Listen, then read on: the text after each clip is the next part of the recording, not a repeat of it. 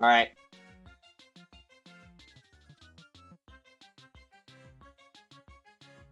All right. What is up, everybody? It is me, SuperViperT302, with the best pack speed game, subjectively. And I'm just going to go ahead and jump right to it. Just going to give some exposition on this game. So this is a console remake of a Nintendo DS game from 2005. This is part of the Namco Museum Remix and Namco Museum Mega Mix compilations. And this should be a short and sweet run. So I'll just go ahead and get started with a countdown. 3, 2, 1, go. Alright, so the main movement tech in this game is just going to be rolling around and using the Wii Remote to get these little boosts here. They give you small boosts of speed that boost you forward in one direction. And you can use these also to break open boxes. And when you boost after going up a really steep incline and become airborne, you can gain quite a bit of height, which can be useful for some skips later on. So the main mechanic of most of these levels is going to be collecting a bunch of pack dots to open these green barriers called Java Skates. You can see how many pack dots I need in the lower left-hand corner and how many pack dots I have in the upper left-hand corner. And that's kind of what most of this run is going to be, is just going through the stages and collecting enough pack dots to open the gates. There are some NG Plus rules that exist in this run. So first of all, I actually already have the entire game beaten. It's allowed to do that so that the game doesn't have to, you don't have to worry about auto-saving being an issue, because this game does auto-save, so you would have to like wipe your memory in between runs. That also means I can have all bars of health, so that I can do some cool lava boosting in a later level. Again, just so it's allowed to already have that so that you don't have to wipe your memory in attempts.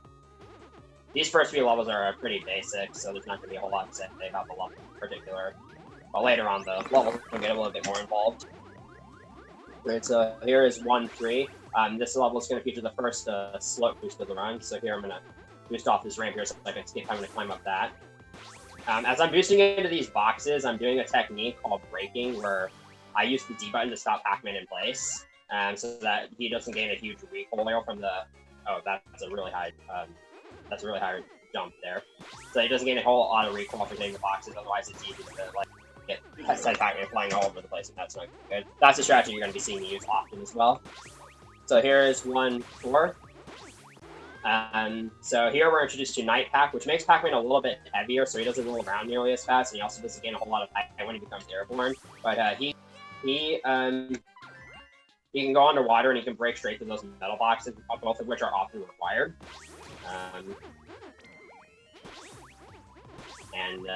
So you'll be seeing me collect this a few times.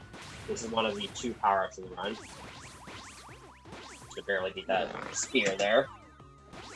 Here's 1-5. So this is the first level where you're supposed to be introduced to Light Pack, the other power-up in this game, but I'm actually going to be skipping Light Pack because normal Pack moves on the ground faster, and that actually allows me to make a platform cycle that's faster by about 8 seconds. What Light Pack does is it basically makes your physics incredibly broken, because you can gain a lot of height from stuff like slope boosting and bounce pads, and you also stay in midair for a lot longer. You're a lot floatier, and so that's going to be used for a lot of pretty big skips later on. And that's it for World 1. So now we're going to be moving on to World 2. We're going to be starting with the first level, Gyro Jungle, 2-1. And this is the first big skip of the run right here.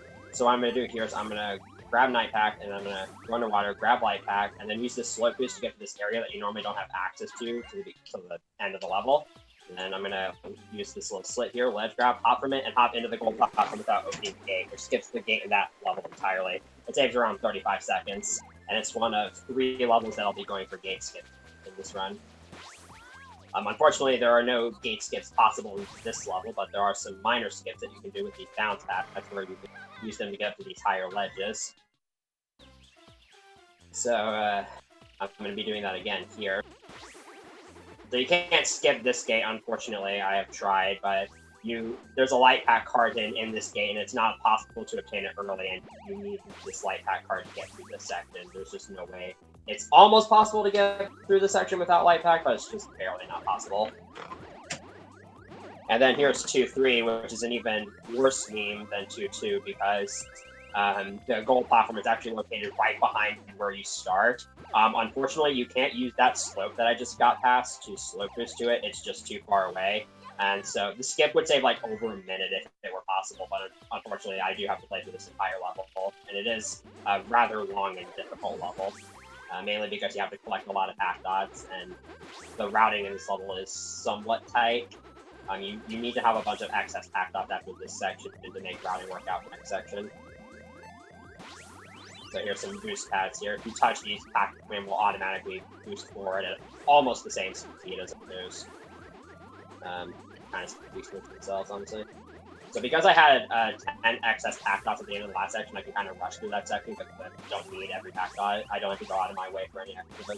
Here is the goal. I'm going to be kind of collecting all the pack dots in the outer circle first, and I'm going to be moving inward.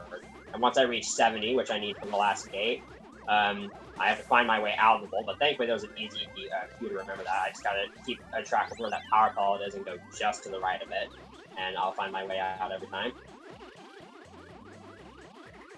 So there we go. You don't want to fall off here, by the way, or else you have to go through the entire stage. Alright, so now it's time for the first boss fight against Galvin, the antagonist of both this game and the original DS game. So these boss fights are pretty simple. You just kind of have to go around, and you have 3 power pellets to make all this eatable, and then you have to eat them once, and then you have to do this a total of 3 times. The power pellets always appear in the same spots, so I know where they're going to be, so I know where to get to them. For this fight, it's kind of sort of an auto-scroller, because once I reach these third power pellets, I'm going to be waiting for Galvus to get closer to me so I don't have to chase him down. I'm grabbing Night Pack here, first of all, so I can get that metal box out of my way, and second of all, to make grabbing this underwater power pellet a little bit easier. It doesn't matter, because I have to wait for Galvus once I reach the third power pellet anyways. I got hit there, that's, I don't know if that's a time loss or not, but it's something. There we go, that's it for World 2. So yeah, like this game does start out pretty fast, but and simple. But once we get to the later worlds, World 3 is where I would say the run kind of starts to pick up in terms of difficulty. This first stage is pretty difficult to do 100% optimally. First of all, I have to make a fast cycle after this first gate. That's about 40 seconds into the level, which means I have to play nearly perfectly for about 40 seconds. To make it easier, I just went ahead and fed some of the pack dots I had to that gate. Also, for this route to work out, I actually have to collect every single pack dot that I come across in this first section. Otherwise, I'll lose 5 seconds in the second section of the level. So this level is a pretty good big reset point for early, or I guess mid-game, depending on how you look at it. Alright, so I haven't missed a single pack dot, and I'm definitely on base to make the cycle here. But that's only the first part, because now we have to do some difficult ledge grab hops to skip having to wait for this car here. If I fall off here, it's really bad. Okay, so far so good. Alright, there we go. And so we made it past that. Now I can completely ditch the car for the rest of the stage, because I can just do these slow boosts to get these last 2 platforms. This saves around 10 seconds over just riding the car all the way here. And after this, I should have exactly enough pack dots to open the gate, and I do. There we go. Right, so 3-2 is a level that gives you a lot of options for how you can go about it. So for the start here, I'm actually going to be doing the standard strats, which I believe are the fastest. So that section is actually very, very difficult to do. Sometimes the ghosts are in really bad spots and you're not able to do that slope boost properly. Okay, missing that pack dot is bad. I'm actually going to... This isn't something I normally do, but I'm going to go ahead and grab this. Shouldn't waste too much time. So now I'm back on my pack card. I'm actually gonna grab this normal pack card. You can actually skip having to grab that and then skip having to eat a ghost in this section. But the thing is, normal pack just moves so much faster than night pack that it's actually worth it to go ahead and do that. Also, this ghost is in an interesting cycle. Oh, I would like to get in here. So I'm gonna be this level didn't do too well. There we go.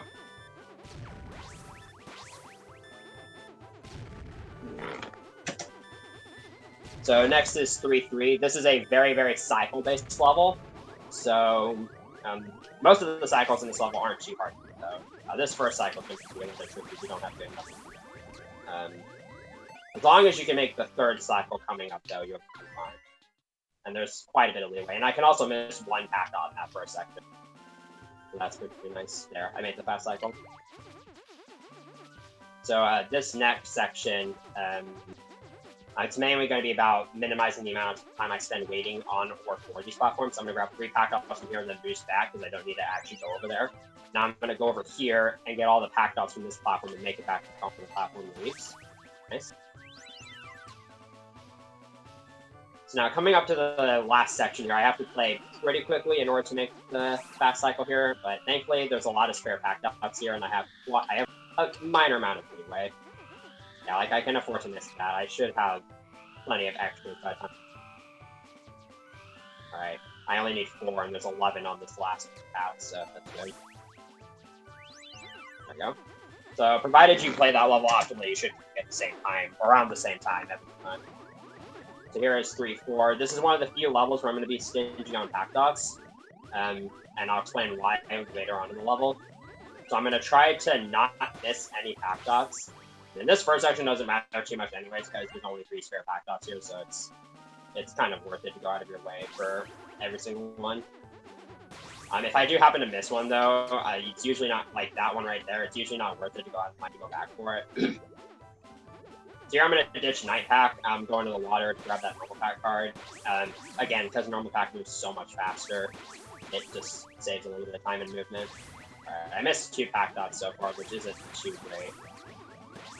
If I can not miss any more, then I'm not really time. Alright. Missing only 2 is okay. Optimally, I wouldn't miss any. Alright, so here's the roller coaster. This is about a minute-long auto-scroller.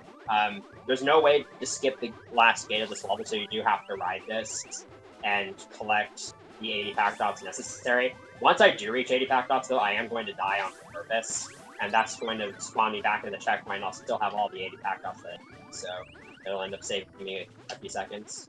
Although it's going to bring up an autosave message, because if you change your life count, beat an IL time, or update a score of any kind, the game will autosave after a level. And alright, that was actually timed perfectly with me there. And autosaving wastes about 4.5 seconds, but here the time save happens to balance out. There we go. Alright, now it's time for the World 3 boss, which I would argue this is probably the hardest boss level in the entire run. It's very easy to die here and lose a lot of time. If you die in a boss fight, you have to redo the entire fight. So these first 2 phases, I'm going to be doing that strat where I use Life Pack to kind of bounce from that left side all the way over to the other side. This phase is really difficult. So I'm going to run into Galbus there to make it easier to get past him because I have frames. So now for this last phase, it's actually pretty easy. I just have to make sure I eat the power pellets at the right time so Galbus stays stunned for as long as possible. There we go. That's 1, that's 2, and there we go. Oh, that's interesting. This is actually a pretty decent paced run so far. So here's World 4, which is probably the hardest world in any percent. This is actually World 5 in the DS version. This first stage, I want to give a shout out to Pinball Wiz 45B, another person in the Pac-Man community, because this level is literally Pac-Man pinball on steroids. That's what I like to call this level, because Pac-Man just gets flung all over the place all the time. This level is insanely bad. Not only that, I have to collect every pack dot in every section of the level, so you have to be pretty careful about what you're doing. And I am on pace to make the fastest platform cycle here. That cycle, I think, is possible, but it's probably IL only. I've personally never made it, but I've gotten close to making it a couple times, so I believe it might be IL viable. But yeah, that's the fastest RTA cycle. Now I have to hit this button to make all the wolves lower down. There we go. Oh, that was actually an IL. Interesting. There we go. So that's the autosave. That actually lost me time, though, because that autosave menu came up. So that ended up losing me about 4 seconds. This level is pretty straightforward. There's not a whole lot to say about it. There are a lot of obstacles in this level, so it is very easy to take damage, but sometimes it's useful. Like, right here, I'm going to use that to damage boost through that entire section.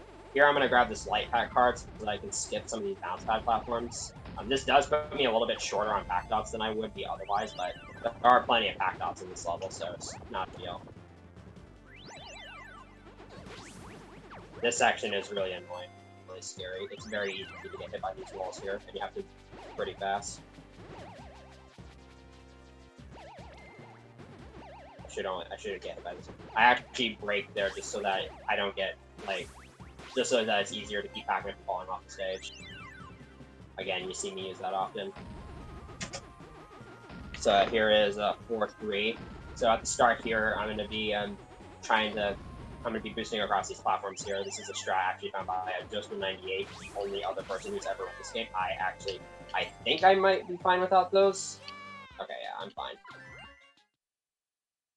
So that doesn't matter. Those boosts across those platforms don't matter because I'm bound by this platform cycle anyways, but it makes this cycle a lot easier.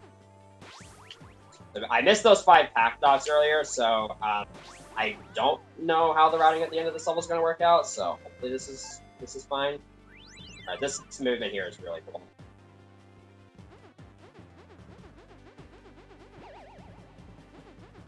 This should be.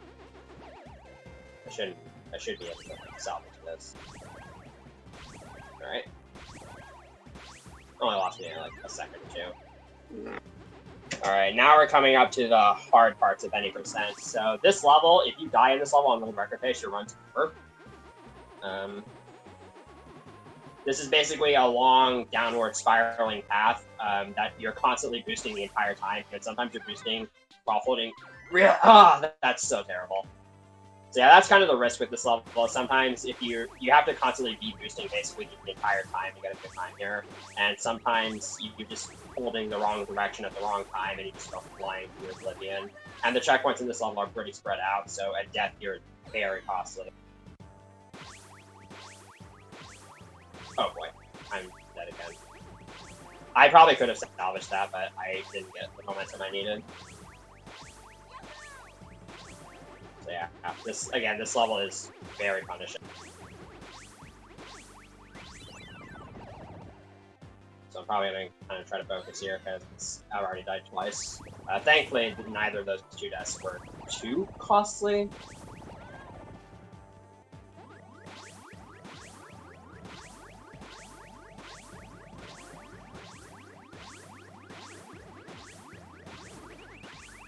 Right here, you're supposed to ride these bounce pads all the way across, but you can just use to the side of them faster.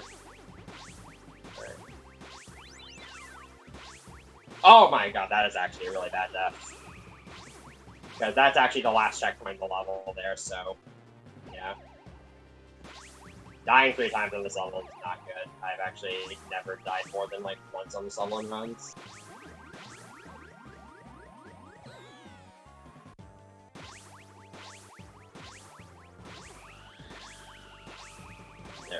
I'm gonna play it a little bit safe for the rest of this level here. Yeah, that probably cost me 40 seconds. Probably 45. It's fine though.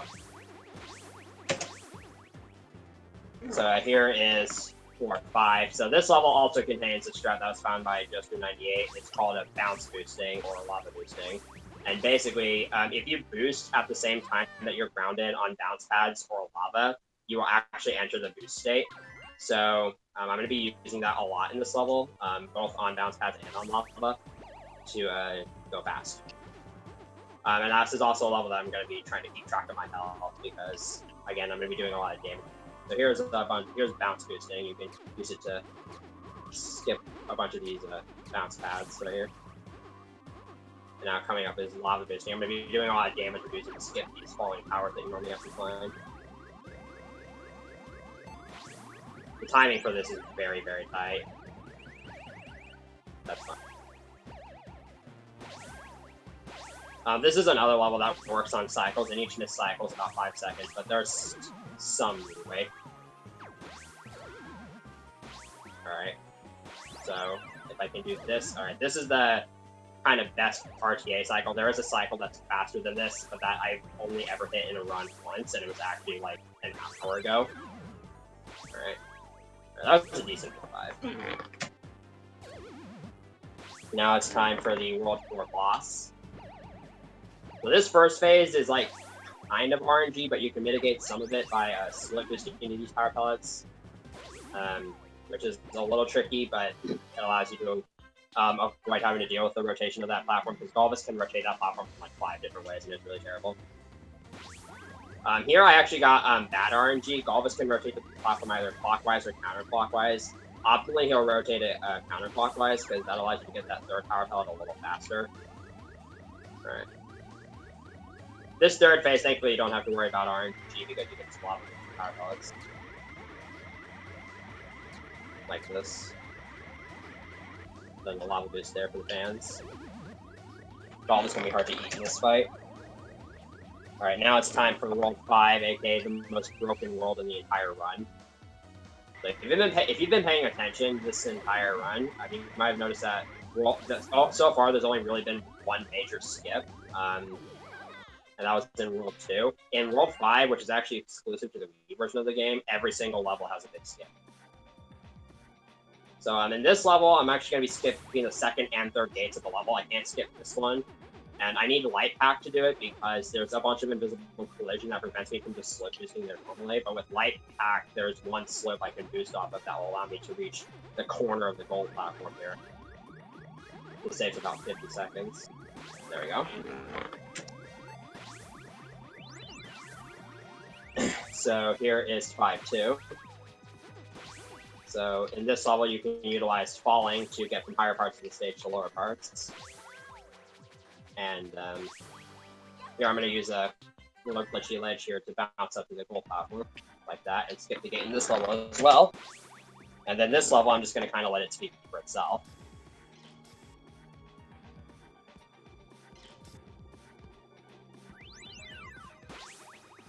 There we go. So here is 5-4. So this level actually has a gate skip in it, but it's not really marathon safe. It only saves around 10 seconds, and it's very difficult. And if you miss it, you die and lose way more time than the skip saves. So for the sake of the marathon, I'm just not going to go for it. This is still a really, really cool level, though. It contains a lot of neat stuff, like this cycle skip I'm about to go for here, where you skip a cycle waiting for one of the knobs. I don't need that back dot. So here's a crisscrossing where you go across the corners of these platforms to skip some cycles. There you go. So coming up is the big skip. Basically, there's some light pack cards and a bounce pad right in front of them, and off to the right is the final gear of the level. And using the light pack cards and the bounce pad, I can actually jump straight to the final gear of the level.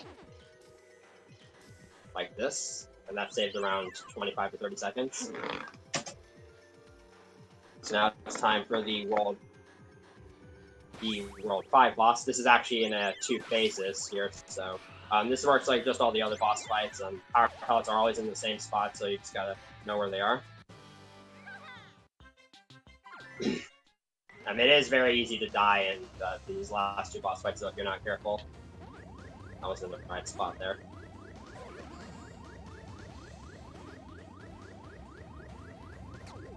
Yeah, if you're interested in learning this game, first of all, I would recommend joining the Pac-Man Discord. We have a Discord server for all of the Pac-Man games, including this one. This game is not very active at all. I'm like the only person who actually runs it seriously. If you are interested in learning this game, though, you can always ask me. I'm always willing to help you out. I also have a full tutorial for any percent on my YouTube channel that you can check out, which is pretty useful. Yeah, this cutscene's not skippable, by the way, so there's about 40 seconds left in this run, provided this last part goes well. So this phase is a little cycle-based, but as long as I do everything in the right order and don't mess anything up, I should be fine.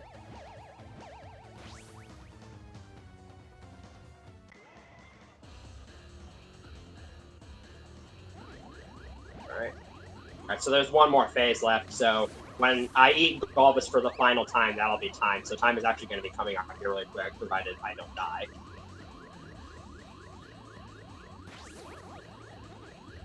There you go. So here we go, we're coming up on time, and time.